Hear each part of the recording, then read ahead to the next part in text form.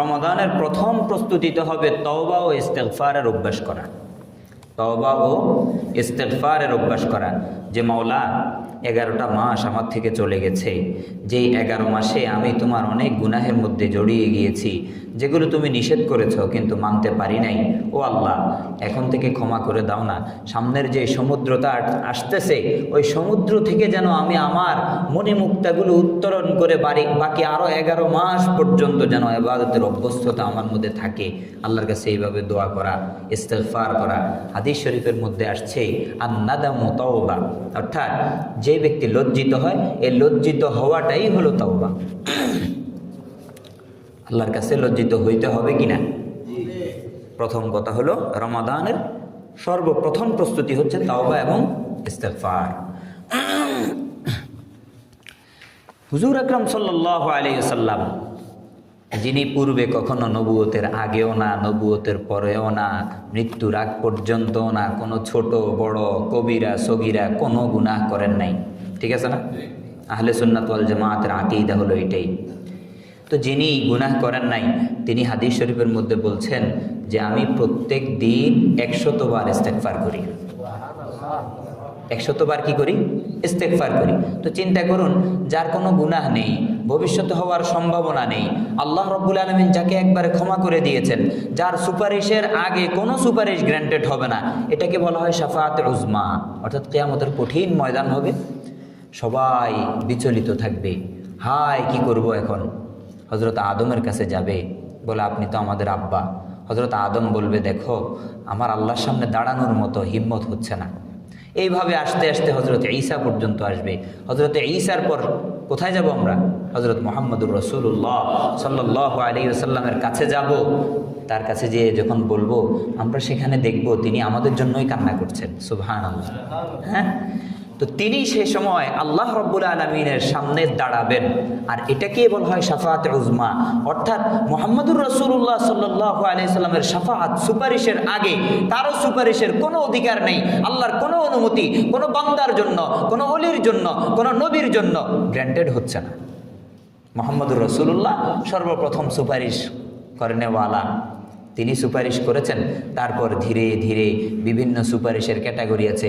ওলামা সুপারিশ করবেন, সুহাদা সুপারিশ করবেন, সুলাহা সুপারিশ করবেন, এগুলো পরবর্তীতে। কিন্তু সবার আগে মুহাম্মদুর রাসূলুল্লাহ সাল্লাল্লাহু আলাইহি ওয়াসাল্লামের জন্য সুপারিশের অনুমতি মিলবেন, যার কোনো গুনাহ নেই, যিনি মাসুম, যার আগেও গুনাহ নেই, পরেও গুনাহ নেই, জান্নাত যার জন্য ওয়াজিব হয়ে আছে, জাহান্নাম যার জন্য হারাম হয়ে আছে, তিনি 100 বার ইস্তেগফার পড়েন প্রতিদিন। এটা হচ্ছে লজ্জিত হওয়া, যে আল্লাহ আমি লজ্জিত হলাম, আমি লজ্জিত হলাম। এটাই বলছেন হাদিস শরীফের মধ্যে আন-নাদামু তাওবা, আন-নাদামু তাওবা, যে লজ্জিত হওয়াটা এটা হলো তাওবা, আল্লাহর কাছে ছোট হওয়া। আল্লাহ, এই যে বাকি 11 মাস যা করছি, আল্লাহ ক্ষমা করে দাও। দ্বিতীয়ত আর একটা কথা বলেছিলাম, ওটা হচ্ছে যে আনন্দিত হওয়া। রমাদান আসছে, দ্রব্যমূল্য বৃদ্ধি, ঊর্ধ্বগতি সব কিছু আমাদের সামনে আস্তে আস্তে ফুটে উঠতেছে। আমরা অনেকেই মনটা ছোট করে ফেলি, হায় রে রমজান আসতেছে, ছোলা বুটের দাম বাড়তেছে, ওইটা হইতেছে সেটা হইতেছে, কিভাবে খাবো, কি করব, এটা হতাশাগ্রস্ততা আসে কি আসে না? বলে না বান্দা, অসাধু ব্যবসায়ীদের দুর্নীতির কারণে, তাদের শয়তানির কারণে তুমি আমার হাদিয়া রমাদান পেয়ে খুশি হবে না, বরং তাদের কারণে তুমি নারাজ হবে। কয় না, এটা করা যাবে না, বরং কুল বিফাদলিল্লাহি ওয়া বিরহমাতিহি ফাবিযালিকা ফালইফরাহু, বলে এটা আল্লাহর পক্ষ থেকে তোমার জন্য অনুগ্রহ, তুমি এই অনুগ্রহ পেয়েছো তো খুশি হয়ে যাও। সুবহানাল্লাহ, আল্লাহ ব্যবস্থা করবেন। এই কারণে রজব মাস, বুজুর্গানে দিন বলেন যে রজব মাস যখন চলে আসে, রজব থেকে নিয়ে শাবান পর্যন্ত এই 2 মাসে কাজটা একটু বাড়াইয়া করা, রমাদানের জন্য নিজেকে একটু প্রস্তুত করা। অর্থাৎ রমাদানের মধ্যে আমার যে 12 ঘন্টার ডিউটি, এই ডিউটিটাকে কমানোর জন্য এই 2 মাসে আমি একটু বেশি বেশি কাজ করব, যাতে করে ওই সময় আমার ডিউটি কম করা লাগে।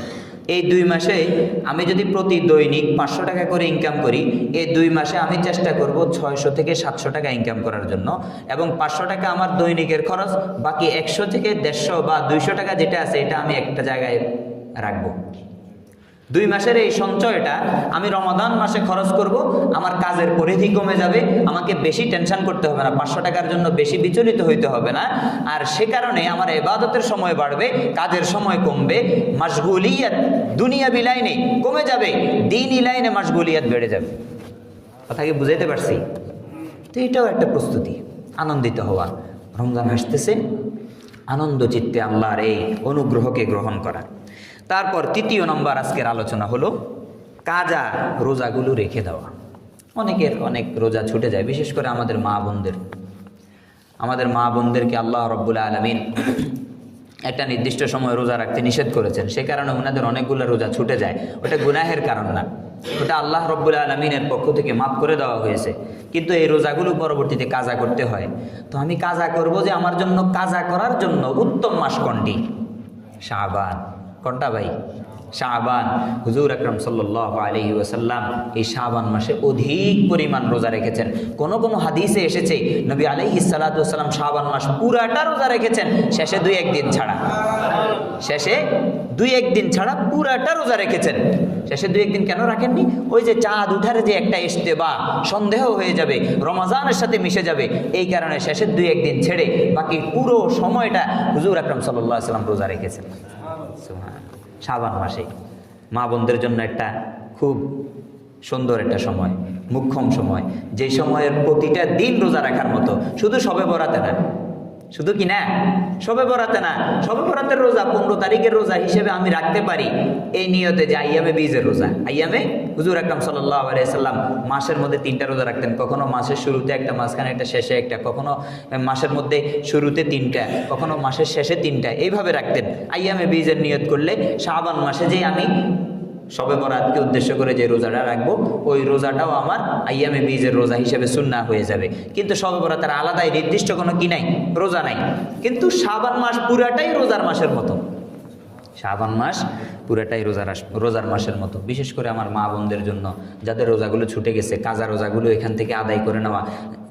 জানা তো নাই যে আমি কিছুদিন পর আর বাঁচবো কি না, মরে যাব নাকি রমাদান যেতে যেতে আমার হায়াতের পরিধিও শেষ হয়ে যায়, আমার হায়াতের যে রশি আছে এই রশিটা ছিঁড়ে যায় আর আমি ছিটকে পড়ি কবর জগতে।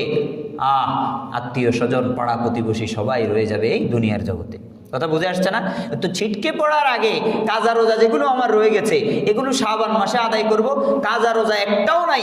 তারপর আমাদের কাছে রমাদান এসেছে, সমুদ্র আমার কাছে এসেছে, সমুদ্র থেকে বাকি 11 মাসের জন্য শুধু পানি উঠাবো, শুধু পানি উঠাবো, বাকি 11 মাসের পান করার জন্য। বুঝাইতে কি পারছি?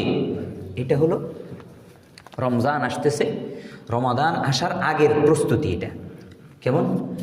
হযরত আয়েশা রাদিয়াল্লাহু তাআলা আনহা قالت عائشة رضي الله تعالى عنها كان يكون علي الصوم من رمضان فما استطيع أن أقضيه إلا في شعبان।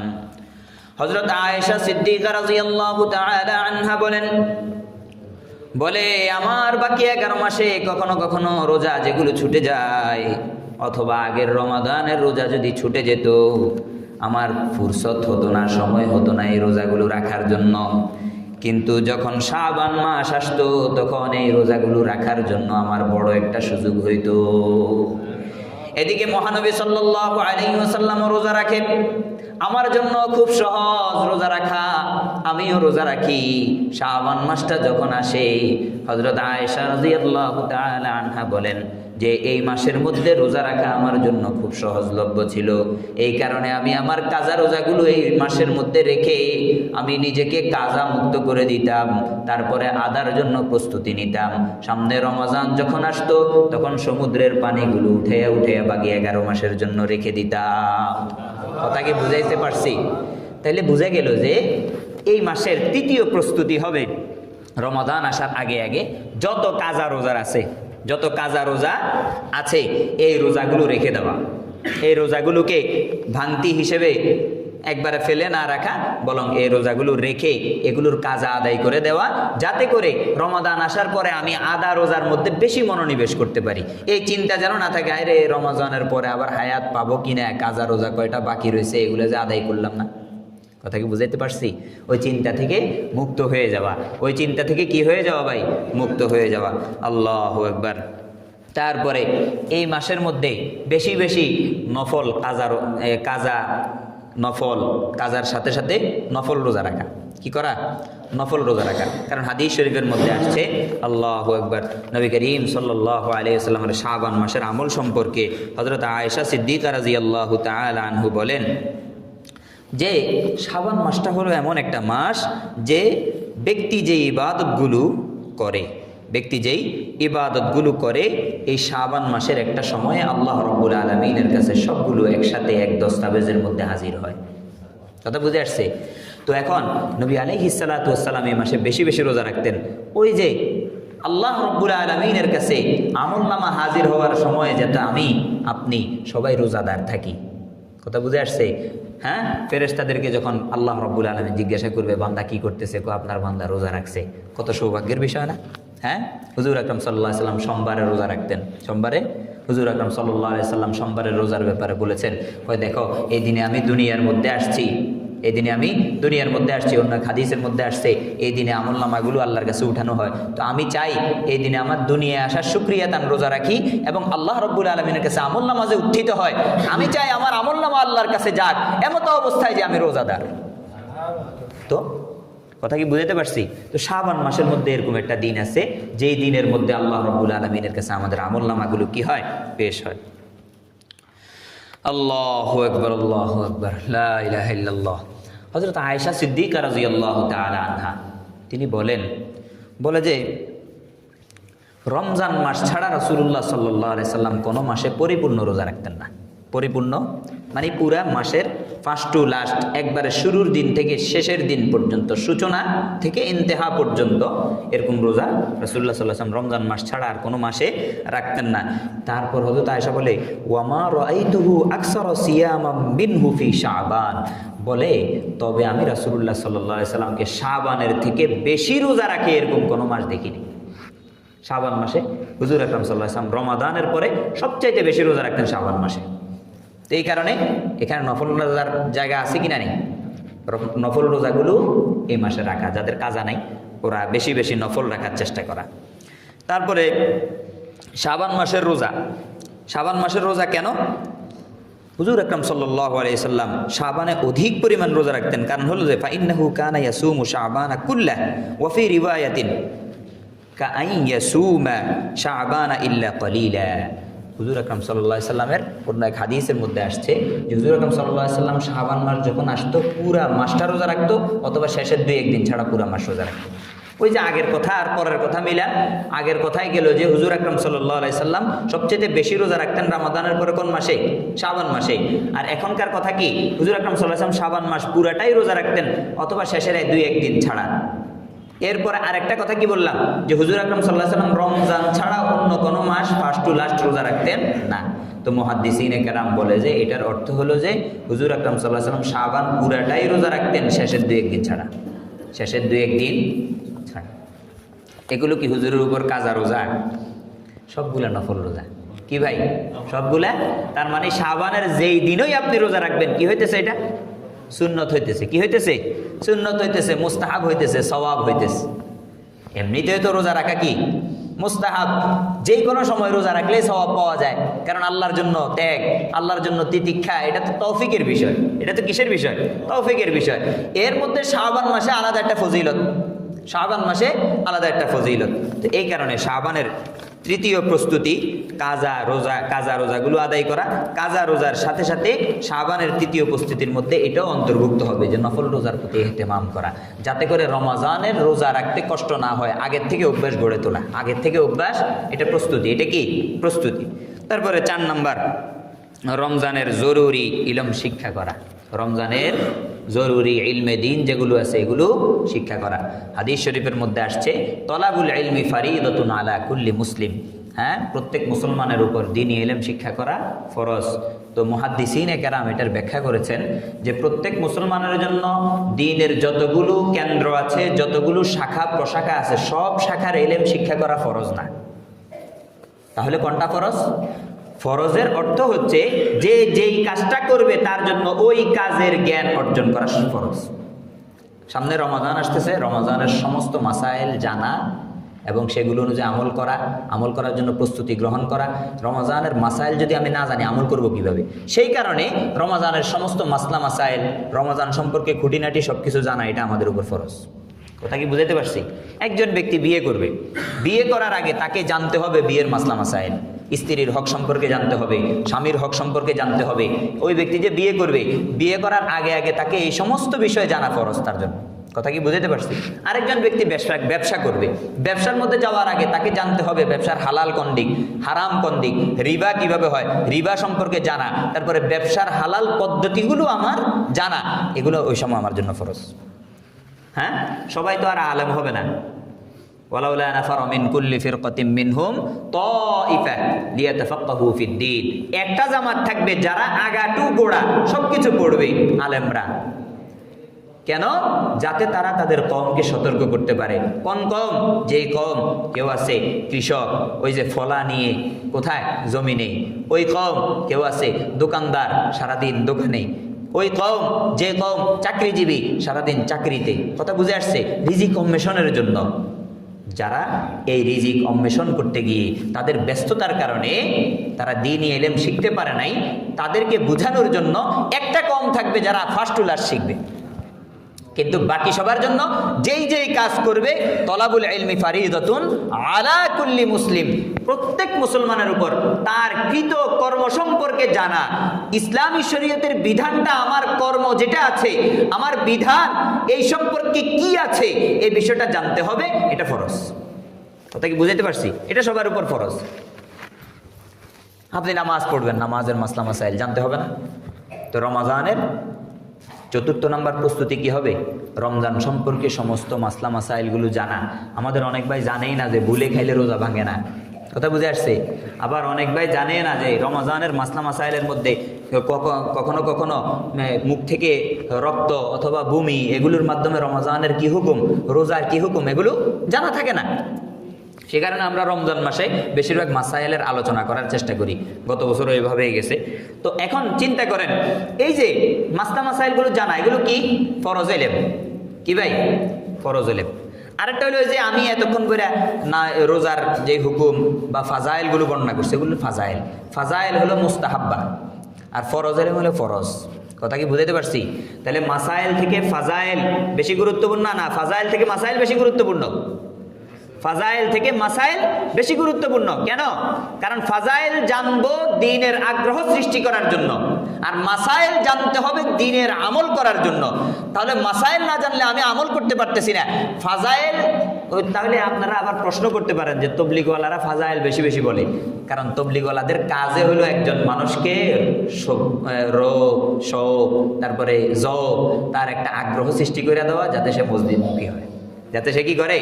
মসজিদমুখী হয়। তাদের কাজ হলো দাওয়া, আর দাওয়ার ক্ষেত্রে ফাজাইল বেশি উপযুক্ত। দাওয়ার ক্ষেত্রে কি ভাই? ফাজাইল বেশি উপযুক্ত। এই কারণে দেখবেন তবলিগওয়ালারা বেশি ফাজাইলের কথা বলে। কিন্তু আপনারা যখন এক চিল্লার জন্য যাবেন অথবা যখন 3 দিনের জন্য যাবেন, ওইখানে দেখবেন ওমা ওইখানে তো নামাজও পড়ায়, আবার দেখি সানাও শিখায়, ওইখানে মাসাইল। কথা কি বুঝাইতে পারছি? যখন স্কুলে আসার আগে একটা ছাত্রকে কি বলে যে তোমাকে আমি বাংলা পড়াবো, তোমাকে আমি ইংরেজি পড়াবো, এগুলো বলে না। কি বলে?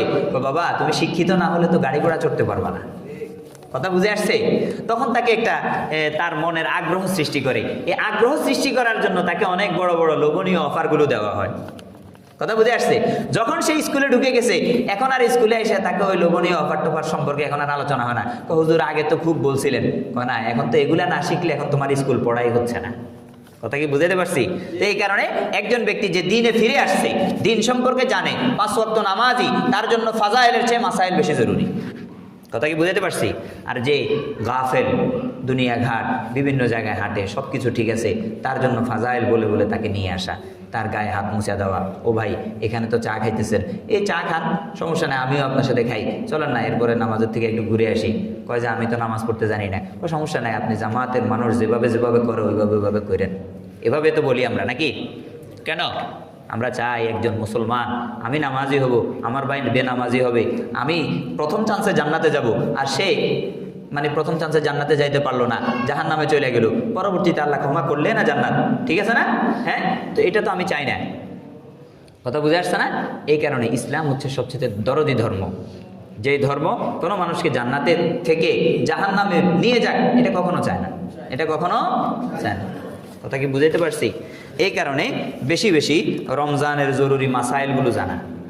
কার জন্য বলতেছি এগুলো হচ্ছে যে যারা আমরা আমল করব। আমি যদি আমল করতে হয়, আমলের জন্য অবশ্যই আমাকে রমজানের মাসাইল জানতে হবে। তারপর রমজানের মাসাইলের সাথে সাথে আমার নামাজ ঠিক হচ্ছে কিনা, আমার রোজা তো বললামই, নামাজের সাথে সাথে আমার অন্যান্য ফরজ ইবাদতগুলো ঠিক হচ্ছে কিনা, আমি যে কোরআন শরীফ সহি করতে পারতেছি না, রমজানুল মুবারক চলে এসেছে, এখনও যদি আমি কোরআন মাজিদের মধ্যে কোনো সময় না দিতে পারি, তাহলে আমি বদনসিব না ভাই? বলেন না, আমি বদনসিব কিনা? এই বদনসিবই থেকে, এই বেহুরমতি থেকে বাঁচার জন্য এই রমজান আসার পরে এরকম প্রস্তুতি গ্রহণ করতে হবে। রমজান আসার আগে থেকেই, রমজান আসার আগে থেকেই এই প্রস্তুতিটা কেমন হবে? এখন থেকে আস্তে আস্তে নিয়ম করেন না, একটা সময় বের করেন, সময় বের করে কিছু নামাজের মাসাইল জানেন, কোরআন মাজিদটা একটু শুদ্ধ করার চেষ্টা করেন, তারপরে কিছু রোজার মাসাইল জানেন, আমি যে রোজাটা রাখবো আমার রোজাটা যেন সকল ধরনের দোষ ত্রুটি মুক্ত হয়, এই চেষ্টাটা করা। দেখেন না, রোজা তো আসে বছরে একবার, নামাজ তো প্রতিদিনই পড়ি, ঠিক আছে না? নামাজের মাসলা মাসাইল তো আমাকে প্রতিনিয়তই লাগতেছে, আর রোজার মাসাইল একবার আসতেছে বছরে, একবার চলে গেলে আরেকবার পাই না পাই কোনো কি নাই, গ্যারান্টি আছে? আপনার আছে, আমার আছে, কারণ নাই। কয় যে আপনি তো মনে হয় বুজুর্গ মানুষ, মুরব্বী মানুষ, আপনার মনে হয় আছে। কয় না, কারো নাই। রাসূলুল্লাহরও ছিল না। এই গ্যারান্টি কেউ কাউকে দিতে পারবে না। এই কারণে ভাই, যে রমাজান আসতেছে, এই রমাজানের আগে প্রস্তুতি গ্রহণ করতে হবে, যাতে করে আমি রমজানের মাসলা মাসাইলগুলো জানতে পারি এবং নামাজের মাসলা মাসাইলগুলো জানতে পারি। আলহামদুলিল্লাহ, আমরা গত রমাদানে, রমজানের পহেলা রমজান থেকে 20 রমজান পর্যন্ত কোরআন শিক্ষা কোর্স আমরা চালু করছিলাম, যাতে করে আমাদের প্রত্যেকটা ভাই সেখানে অংশগ্রহণ করতে পারে। এবছরও এটা চালু থাকবে। ওখানে শুধু কোরআন শিক্ষাই হবে, বিষয়টা এরকম না। আপনার মনের বিভিন্ন প্রশ্ন যেগুলো আছে রমাদান সম্পর্কে, বিভিন্ন মাসলা মাসাইল সম্পর্কে, এগুলো জবাব দেওয়া হবে। কথা কি বুঝাইতে পারছি? তাহলে 4 নম্বর প্রস্তুতি গেল রমজানের জন্য, যে ইলমে দ্বীন শিক্ষা করা। যেহেতু আমার রমজানটা সামনে, রমজানের এলেমের প্রতি বেশি গুরুত্ব দেওয়া, রমজানের এলেমের প্রতি কি করা? বেশি গুরুত্ব দেওয়া, এবং নামাজের এলেমের প্রতি বেশি গুরুত্ব দেওয়া। কথা বুঝে আসছে? কোরআন মাজিদটা সহি না থাকলে সহি করার চেষ্টা করা। এই 1 মাসকে কোরআনের জন্য ওয়াকফ করে দেওয়া, 1 মাসকে কোরআনের জন্য ওয়াকফ করে দেওয়া। 5 নাম্বার, হালাল খানার ফিকির করা। 5 নাম্বার কি বললাম? হালাল খানার ফিকির করা। রমজান আসতেছে, আমি আল্লাহর কাছে রোজা রাখবো, আমার খাবারটা যদি হারাম হয়, তাহলে এই রোজার কোনো মূল্য আছে বলেন? হারাম খেয়ে ইবাদত করলে ওই ইবাদতের কোনো ফজিলত হয়? দায়িত্ব না পালন হয়? নামাজ পড়তেছি, রুকু করতেছি, সিজদা করতেছি, দায়িত্ব পালন হইতেছে। একটা হচ্ছে দায়িত্ব, আর একটা হলো আল্লাহর কাছে দায়িত্বের পরিবর্তে আরো যে আজর, সওয়াব, অন্য কিছু আছে না, এগুলো থেকেও তো দায় মুক্তি হইতে হবে। কথা বুঝে আসছে? একটা হলো যে দেখেন, আমি আমার পরিবারের জন্য খাবার আনলাম, চাউল আনলাম, কিন্তু দিনে রাতে 24 ঘন্টা আমার পরিবারের সাথে আমার ঝগড়া। শুধু ওই যে দায়িত্ব ওইটাই, যে 5 কেজি চাউল লাগে, ওইটা আইনা দিলাম, 5 দিন গেল, মাছ মাংস কিনা দিলাম, এটাই হচ্ছে দায়িত্ব। এটা কি? আরেকটা হলো আমি আমার পরিবারের সাথে খুব মধুর ব্যবহার করি, সাথে সাথে ওই দায়িত্বগুলো পালন করি। দুইটার মধ্যে পার্থক্য আছে না নাই? আছে। তো আমি যখন হারাম খাদ্য খাইয়া নামাজে আসবো, রোজার মধ্যে আসবো, তখন কেমন যেন আল্লাহর কাছে ওই যে এরকম আর কি, পরিবারে যেরকম স্ত্রীর কয় না পারতে তোরে খাওয়াইতেছি, নাহলে কত আগে তোরে ঘর থেকে বাইর করে দিতেন। আছে না না এরকম সমাজে? তো আমি যখন হারাম খাইয়া আল্লাহর কাছে আসতেছি, বিষয়টা তো এরকমই হইলো যে না পারতে কোনো রকম নামাজটা পড়তেছি আর কি, আসলে নামাজ পড়তে মন চায় না। নোকসানটা বুঝছেন নি ভাই? তো হারাম খাদ্য খাইয়া তারপরে নামাজে আসবো, হারাম খাদ্য খাইয়া তারপরে রোজা রাখবো, এই ফিকিরটা ছেড়ে দেওয়া, এটাকে বর্জন করা। এখন থেকে আমার পিওর কামাইগুলোকে একঠা করব, 1 টাকা 2 টাকা করে হলেও জমাবো, যে এগুলো হলো আমার পিওর, এগুলা দিয়ে আমি রোজা রাখবো, যাতে আমার রোজাটা একবারে ফজিলত সহ আনতে পারি। কি সহ? লাভ সহ। একবারে যত লাভের কথা আল্লাহ বলছেন। আল্লাহ রাব্বুল আলামিন কোরআনুল কারীমের মধ্যে বিভিন্ন জায়গায় রোজার ফজিলত বর্ণনা করছেন না? হাদিস শরীফের মধ্যে রাসূলুল্লাহ সাল্লাল্লাহু আলাইহি সাল্লাম বলছেন যে রোজাদারদের জন্য আলাদা শুধু একটা গেট থাকবে, যে গেট দিয়ে নামাজি অমুক সমুক কেউ না, শুধু রোজাদার। শুধু কে? কয় যে হুজুর নামাজি হইলো তো রোজাদার তো কেমনে হইলো না? কেউ তো এমনও হইতে পারে তার জিন্দেগিতে সে একটা রোজাও পাইলো না। হইতে পারে কি পারে না? কেউ তো এমনও হইলো বালেক তো হয়েছে ঠিক, রমাজানের পরে বালেক হইলো, আরেক রমাজান আসার আগে ইন্তেকাল করে চলে গেল, তখন সে রোজা থেকে বঞ্চিত হয়ে গেল। এরকম আরো অনেক ধরনের পদ্ধতি হইতে পারে। তো সে কারণে হাদিসের মধ্যে এই যে ফজিলতগুলোর কথা আছে, রোজাদার শুধু ওই গেট দিয়ে কি করবে? প্রবেশ করবে। রোজাদাররা যখন গেট দিয়ে প্রবেশ করা শেষ, তখন গেটটা বন্ধ হয়ে যাবে, অন্য কারোর জন্য আর খুলবে না। এটা রোজাদারের ফজিলত না? এই ফজিলতগুলো নেওয়ার জন্য, এই মুনাফাগুলো নেওয়ার জন্য, এই লাভ অর্জন করার জন্য, আল্লাহর পক্ষ থেকে এই পুরস্কারগুলো পাওয়ার জন্য আমাকে অবশ্যই হালাল রুটি রুজির ব্যবস্থা করতে হবে, বন্দোবস্ত হালাল হইতে হবে। আমার বন্দোবস্ত যদি হারাম হয়, ও ভাই নামাজের মধ্যেও তো কোনো ফায়দা নেই। আছে? বলেন না। এটা তো রুকু সেজদা হইতেছে, আর কিচ্ছু হইতেছে না। নবী আলাইহিস সালাতু ওয়াস সালাম রমজান সম্পর্কে বলে এমন ব্যক্তি যে চগলখড়ি করে, মিথ্যা কথা বলে, গালিগালাজ করে, পরনিন্দা করে, মানুষের পিঠ পিছনে গীবত করে, মানুষের অপবাদ দেয়, এমন ব্যক্তি যখন উপাস থাকে, তার উপাস থাকাটাই হয়, রোজা আর হয় না। রমজান মাসে এরকম কাজগুলো যারা করে, অথবা রোজা রেখে কোনো রোজাদার যখন এইসব কাজগুলো করে, তখন তার ওটা উপাস থাকা হয়, কোনো রোজা হয় না। অর্থাৎ সকাল থেকে সন্ধ্যা পর্যন্ত কিছু খাইলাম না আর কি, এটা হলো। কিন্তু তার রোজার যে একটা ফজিলত, ওই যে বাবে জান্নাতের কথা আছে, ওগুলো তার জন্য না। ওগুলো কার জন্য না? ওগুলো তার জন্য না। ওগুলো তো ওই ব্যক্তির জন্য যে ব্যক্তি উপোস থাকে না, শুধু সে কথার রোজা রাখে, গালিগালাজের রোজা রাখে, মুখকে, জবানকে হেফাজত করে, খাদ্যগুলোকে হালাল করে, হারাম থেকে বেঁচে থাকে, যেখানে গেলে গুনাহ হয় সেখানে যায় না, হ্যাঁ, যেই কাজ করলে গুনাহ হয় সেই কাজ করে না, হ্যাঁ, তারপরে মসজিদমুখী হইলে সওয়াব হয়, কারণে বেশি বেশি মসজিদে আসে। কথা কি বুঝাইতে পারছি? কোরআনুল কারীম নিয়ে বেশি বেশি বসে, এই ফজিলত হলো তার জন্য বাবে জান্নাত। কোথায়? রোজাদারের বাবে জান্নাত। তারপরে আসেন, তাহলে কি বললাম? হালাল খানা এর ফিকির করা, হারামকে বর্জন করা। হালাল খানার ফিকির করা, হারামকে বর্জন করা, এগুলো সব হাদিস শরীফের থেকে, কোরআন কারীম থেকে পাওয়া যায়। ও আমার প্রিয় ভাইরা, আপনাদেরকে বলার মূল উদ্দেশ্য হচ্ছে রমজানের প্রস্তুতি নেওয়া। রমজানের কি করা? প্রস্তুতি নেওয়া। আমরা যেন, সামনেই তো নির্বাচন 12 তারিখে, তো নির্বাচন আমরা যথাযথভাবে যেভাবে করতেছি সবাই তো অংশগ্রহণ করব, কিন্তু এই অংশগ্রহণ যেটা আছে এটাকে সামনে রেখে যেন আমরা আমাদের রমাদানকে ভুলে না যাই। কথা কি বুঝাইতে পারছি? হ্যাঁ, নাগরিক হিসাবে এটা তো রাষ্ট্রীয় দায়িত্ব হিসাবে আমি পালন করব, ওইটার আপন জায়গায়।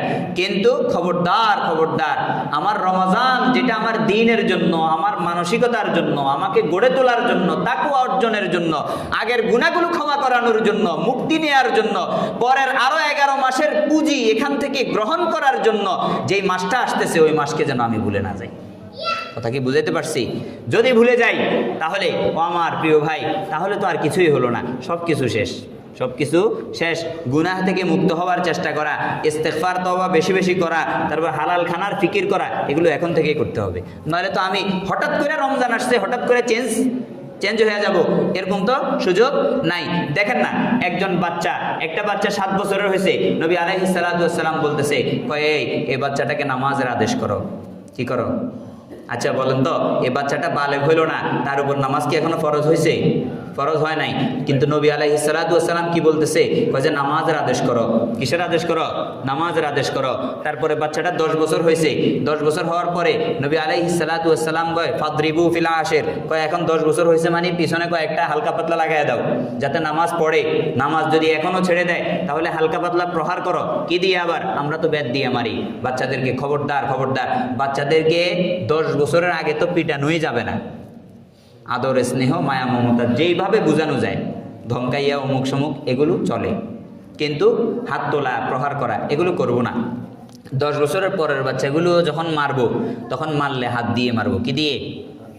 হাত দিয়ে হালকা ওই যে থাপ্পড় বা এগুলো এক জায়গায় 2-3টা দিব না, এগুলো শরীয়তের বিধান আছে, আমরা জানি না বিধায় আমরা বাচ্চাদের সাথে গুলো করি, কথা বুঝে আসছে? হ্যাঁ, তো আবার ওই বাবা মা কিন্তু আরো বেশি মারে। এরপর আবার নুরানি মাদ্রাসায় যখন দেয় তখন নুরানি মাদ্রাসার হুজুর সে তো 20টা লইয়ে আছে, তো মাথা একটু গরম হয়ে গেলে ওইটাতে অপরাধ হয়ে যায়, কিন্তু আমাদের ঘরের মধ্যে যেগুলো হয় সেগুলো কোনো অপরাধ হয় না। এগুলো জানার বিষয় আছে, কি আছে? তো এই কারণে দেখেন এই বাচ্চাটা যখন 10 বছর হয়েছে, নবী আলাইহিস সালাতু ওয়াস সালাম কি বলতেছে, হাত দিয়ে হালকা পাতলা একটু প্রহার করো যাতে সে ভয় পায়, আর ভয় পেয়ে যেন নামাজের দিকে দৌড়ায়, নামাজের দিকে দৌড়ায়। তো এখনো কি তার উপর নামাজ ফরজ হয়েছে? বলেন না, সে নামাজ না পড়লে তাকে আল্লাহ গুনাহ দিবে? দিবে না তো। তাহলে নবী আলাইহিস সালাতু ওয়াস সালাম এরপরে প্রহারের কথা বলতেছে, ঠিক আছে না? কেন? কারণ হচ্ছে এই বাচ্চাটা যখন বালেগ হবে, সেটা তো ওই বালেগ হওয়াটা তো একটা সময়ের, একটা মুহূর্তের কাজ। এক মুহূর্তেও মানুষ বালেগ হয়ে যেতে পারে।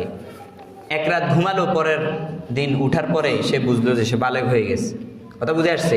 13 বছরও হইতে পারে, 14 বছরও হইতে পারে, 15 বছরও হইতে পারে। কয় যে 15 বছর পর্যন্ত হয় নাই, এরপরে 15 বছরের পরে এমনিতেই সে বালেগ, 15 বছর পরে এমনিতেই। কিন্তু এই যে 15 বছর 14 বছর যেগুলোর গণনা বলছি আমরা তো জানুয়ারি, ফেব্রুয়ারি, মার্চ, এপ্রিল এগুলো হিসাব করি, এই হিসাব চলবে না।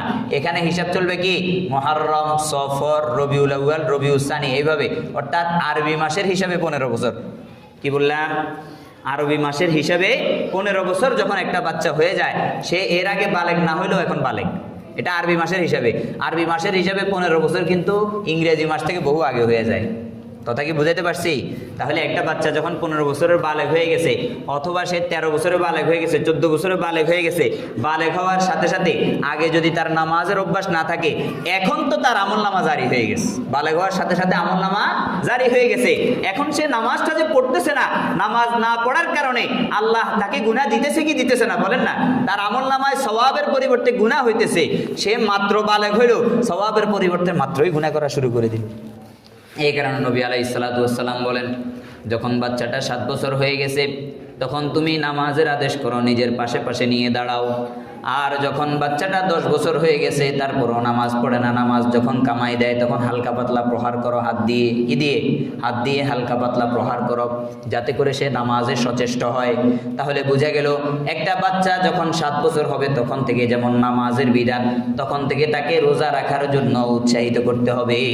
কথা কি বুঝাইতে পারছি? আল্লাহু আকবার। আমরা যখন ছোট ছিলাম আমার আব্বা আমাদেরকে খুব উৎসাহিত করতেন। আমার আব্বা বলতেন, দেখো তুমি যদি রোজা রাখতে পারো তাহলে আজকে পুরস্কার আছে, আলহামদুলিল্লাহ। তো এই যে একটা বিষয়, এটা আমরাও করব। বুজুর্গানে দিন এটা করতেন। আমাদের অনেক ওস্তাদরা আছেন, ওনারা ওনাদের বাচ্চাদেরকে এরকম রোজা রাখার জন্য কি করতেন? ফোর্স করা না, একটা তো হচ্ছে যে আদেশ করা, এই তুমি রাখতেছো না কেন, রাখো, এটা না। 7 বছর থেকে 10 বছরের এই সময়টা সামনে রমাদান আসতেছে, আমরা আমাদের বাচ্চাগুলোকে কিভাবে গাইড করব? কিভাবে? যাবো তুমি আজকে রোজা রাখতে পারো কিনা দেখো তো, যখন বেশি খিদে লেগে যাবে তখন আমাকে বইলো, আমি তোমাকে খাইয়ে দিব, কথা বুঝে আসছে? কিন্তু তুমি যদি পেরে যাও তাহলে কিন্তু পুরস্কার আছে। হ্যাঁ, কথা বুঝে আসছে? আল্লাহু আকবার। আপনি কি জানেন আশুরার রোজার ব্যাপারে আসছে, এক সাহাবিয়া বলতেছে আমরা আমাদের বাচ্চাদেরকেও সেদিন রোজা রাখাইতাম। এটা তো আশুরার রোজা, যেটা ফরজ রোজা না, তো রমজানের রোজা সেটা আরো বেশি গুরুত্বপূর্ণ না? বাচ্চাদেরকে কিভাবে রোজা রাখাইতেন? হযরত সাহাবিয়া বলতেছে, কয় যে যখন তাদের খিদে লাগতো আমরা তাদেরকে কিছু খেলনা বানাই দিতাম। ওই দিন খানা তো পাকাইতাম না, কি করতাম? বিভিন্ন খেলনাগুলো বানাই দিতাম, সে ওই খেলনার পেছনে দৌড়াইতে দৌড়াইতে পুরো দিন শেষ হয়ে যেত। পরে আমরা সবাই একসাথে ইফতার করতাম। সুবহানাল্লাহ।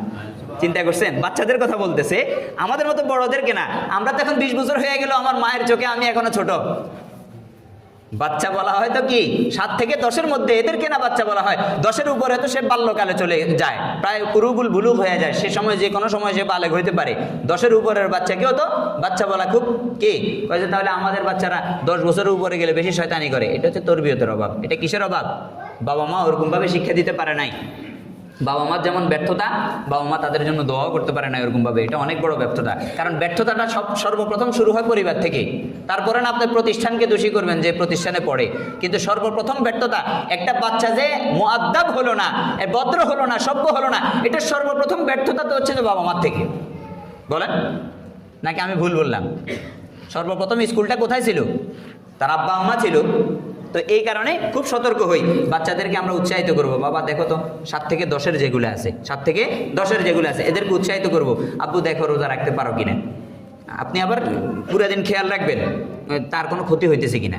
যদি ক্ষতি হয় তখন আপনি অন্যভাবে যেভাবে হোক, তুমি কি কিছু খাইবা, বারবার জিজ্ঞাসা করবেন, বারবার আবার উৎসাহ দিবেন। উৎসাহের কারণে সে হয়তো বলবে যে আমি খাবো না। এটাও একটা আজম, এটাও একটা কি আজম, তাকে অভ্যস্ত করে তোলা, তাকে ভবিষ্যতের জন্য তৈরি করা। এরপর 10 বছরের পরের বাচ্চাগুলোকে রোজা রাখার জন্য উৎসাহিত না, তখন একটু চাপ দিবেন, তখন আর রোজা রাখার জন্য উৎসাহিত না। তখন কি 10 বছর হয়ে গেছে একটা বাচ্চাকে, এই তুমি রোজা রাখো না কেন, মাঝে মাঝে একটু ধরেন, রোজা রাখো না কেন, মারামারি একবারে জরুরি না, কিন্তু তাকে একটু ধরেন। না ধরলে তো ও ভাই, যখন সে 13-14 বছর বয়সে গিয়ে সে বালেগ হয়ে গেল, তখন যে রোজাগুলো ভাঙতেছে এগুলো তো আগের অভ্যাস।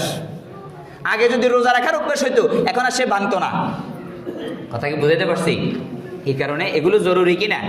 তো এই কারণে কি বললাম যে হালাল খানার ফিকির করা এবং রমজানের জন্য প্রস্তুতি গ্রহণ করা। কেমন প্রস্তুতি?